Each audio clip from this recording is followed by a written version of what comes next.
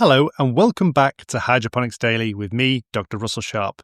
I've got a bit of a spring in my step today because my colleague Matthew has been to see a group of growers down in Milton Keynes, and they all said that they listened to this podcast religiously and found it very informative and trustworthy. So that's been really encouraging to hear, because as a podcaster, you're often flying blind. The statistics, as I've talked about in the past, that you get back from the podcast providers are terrible. The charts don't mean anything. So it's really good to hear back from growers. Today's subject, I thought I'd talk about polyploidy, which I know I mentioned yesterday when I was talking about sound on plants. And I said that if you give an ultrasonic jolt to a plant, give it a bit of a zzz, it could induce polyploidy. Didn't explain what that was. And so I thought I'd do a podcast on this today in case anyone was unaware.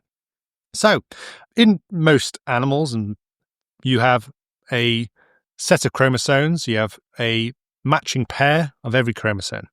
The only exception to that is male bees that have a single set. They're what we call haploid. Everyone else, all the other animals, are diploid.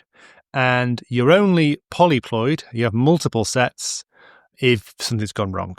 So tetraploids, quadruploids, hexaploids, all very rare in the animal kingdom, but not in the plant kingdom. Okay, so plants are normally diploid, and then the pollens are haploid. So diploid, two sets of one pair of chromosomes of every set of chromosomes, but many plants are polyploids naturally. So cotton, I think, is a quadruploid. Wheat is a hexaploid, so that's got 6 sets of chromosomes, 6 matching of every chromosome. I'm struggling with this chromosomes. And so that's what naturally occurs in wheat. And so if you want to breed it with another grass, you have to match up the chromosomes. And we'll talk about that a bit later. But you can artificially change the number of chromosomes. And you do this, as I said previously, ultrasound was one new way they found of doing this. But the standard traditional way is to get a chemical called colchicine and apply it to seedlings or cuttings or micropropagated calices, anything like that, and you will induce polyploidy by interrupting mitosis. And mitosis is the natural cell division, and rather than the chromosomes doubling and then splitting into each individual cell, they double, then they double again by mistake and then split. It's a bit like your washing machine. Normally it goes around on a cycle and one step has to follow the next, but this one is you put the colchicine in, it breaks the washing machine and it does one of the steps twice, so it might add the washing powder. Anyway, that analogy's gone way too far off kilter. So you add this chemical called colchicine. It's a natural mutagen is what it would be described as, so fairly dangerous. It actually comes from a natural plant though. It's an extract of autumn crocus, and it's been used in horticulture to breed polyploidy for decades. And I'll talk about the reasons why you would do that later.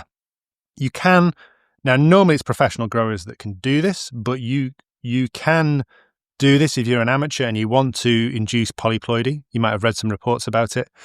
And to do it, you get some autumn crocus bulbs. Very important you get autumn crocus because they're not related closely to the normal crocus. Only the autumn crocus contains this chemical colchicine. And you grind them up in a food processor, get that paste and then the extract, and then apply that extract to your seedlings that you want to induce polyploidy in. However, do not use the food processor that is in your kitchen, and do not use this food processor for food ever again, because that would be one very, very quick way to get yourself either dead, very ill, or get cancer, because these are mutagenic chemicals. You better make sure you wear gloves and dispose of all the ingredients carefully, and don't do it when there's kids and animals around and things like that. So it's something you can do as an amateur. It's not something I would recommend if you're a bit of an idiot. But you can, if you want to mess around with, it's a quick way of, an easy way of mutating plants, producing new varieties, new strains, and messing around with polyploidy. If you've seen polyploidy plants in your crop and you think, yeah, I could look at that.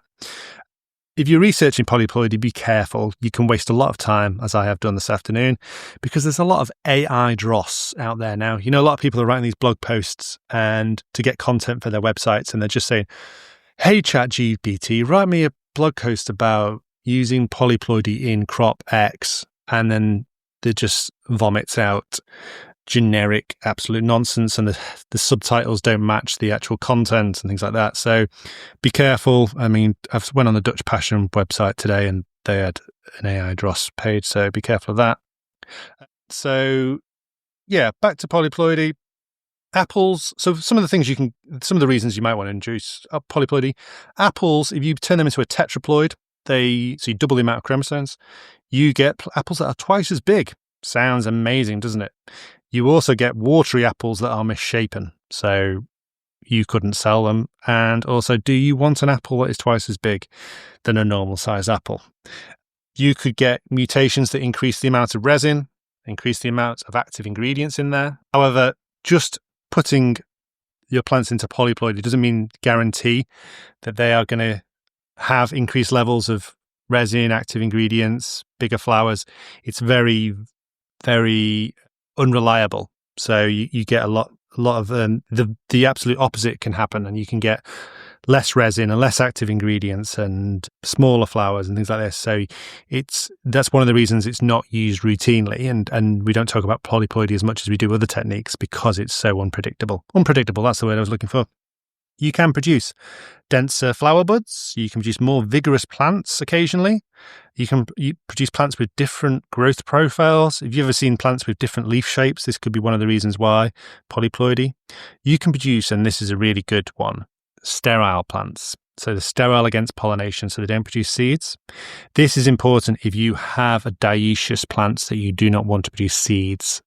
So it's like hops and other plants in that family. And also hyacinths, where when the plants are seeded, the flowers die off. And so you have to deadhead them, remove the dead flowers. But most hyacinths now, they've induced polyploidy to the point where they can't be pollinated. And so most hyacinths are polyploidy and they don't need deadheading. So you can produce also, and then for flowers that are thicker, larger, and last longer. Sounds great, doesn't it? And well, where was I? I got distracted by thicker, larger, and last longer. Yes, thicker flowers not always the great if you want to dry flowers, though. If you need to dry your flowers without them going rotten, then a thicker flower bud that really takes far longer to dry. If it takes far longer to dry, then it's also going to be prone to fungal infection and bud rots and things like this. So I said it can also be used for pest and disease control. Some polyploidy plants are more resistant to pest and disease, and some have improved nutrient uptake, and vice versa. The opposite is true.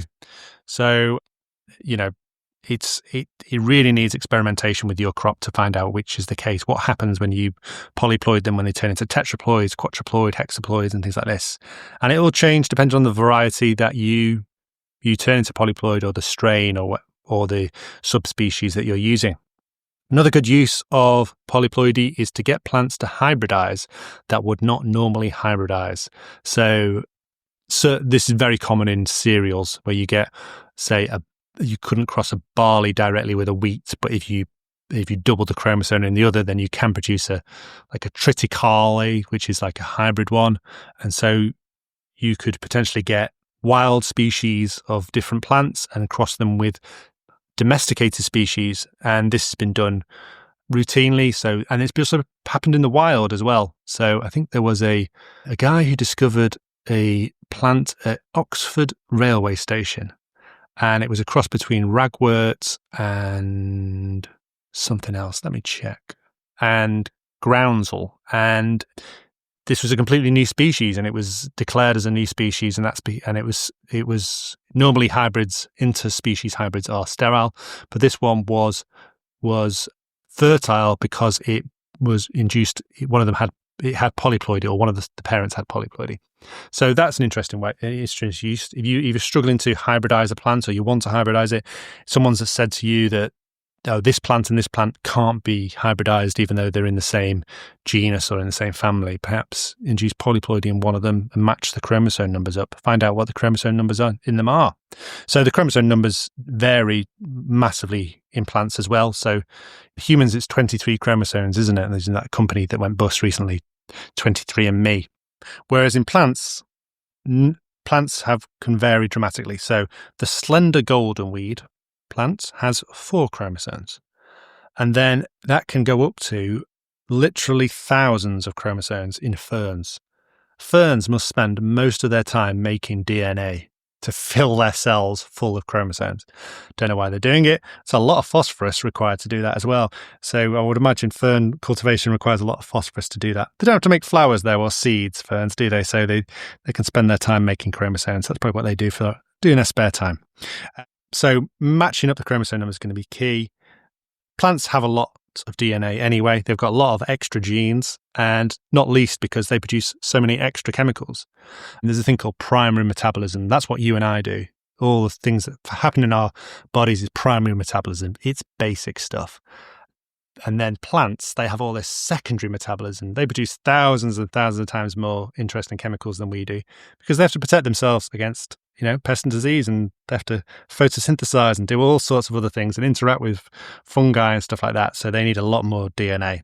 Hence the reason why they probably involve polyploidy, because they can evolve quickly and they can get extra DNA and produce different things and have just more plasticity. That's the word in science, plasticity, the ability to mold yourself to your environment. So that's been today's Hydroponics Daily. Polyploidy, not something for the amateur to consider, but certainly something for, what do they call them, pollen chuckers and plant breeders and people who are interested in sort of genetic engineering but don't want to set up a lab. You might want to, this would be something I'd be interested in. Definitely if I was, had a group of growers and I wanted to produce a plant that was really, really interesting, I'd probably get some autumn crocuses. I'd buy a cheap food processor from, well, in the UK, you'd probably go to Argos. I don't know what you go to in America. And obviously chuck it away after I've finished. Start experimenting, put it on some seeds and see if I can produce some wild and wacky flowers and fruits and plants. And yeah, if you have tried it with success or failure, let me know. So that's been Polyploidy. An update on the research we've been doing here. I did say we would be looking at hops and have it set up in our hop grow room to help some of our growers who are hop growers. And we were all set to set it up with these fantastic new strains of hops and look at propagation and cultivation and reducing the stretch and things like this.